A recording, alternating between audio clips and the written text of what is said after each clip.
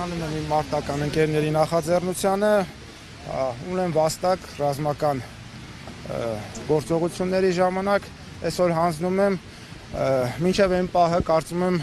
երբ արժանի կլինենք, այսինքն կազատագրենք մեր երկիրը, մենք սահմանն ենք պաշտպանում, պարզվեց թուրքը երկրի ներսում է եւ երկրի սրտում է նստած, չնայած շուտ էր պարզվել, շատերի համար նոր պարզվեց։ Հիմա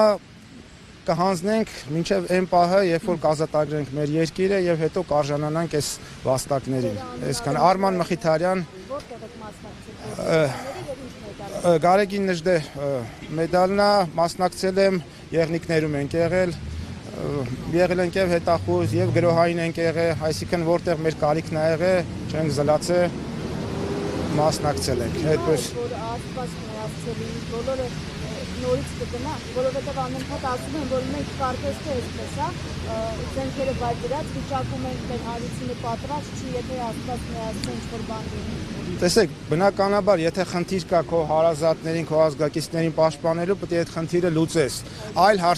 հարց է, որ գիտակցում ես, որ թշնամին եւ թիկունքում է, եւ արջևում է, եւ ամենուր է։ Սա այլ խնդիր է, բայց եթե վտանգ կա, իհարկե պետք է պաշտպանես։ Թեկուզ գիտակցելով, որ շանսերը շատ չնչին են։ Ոչ թե նրա համար, որ մենք ենք թույլ, այլ նրա համար, որ ցանկացած պահի, ցանկացած կետից կարող է խնդիր ծագի։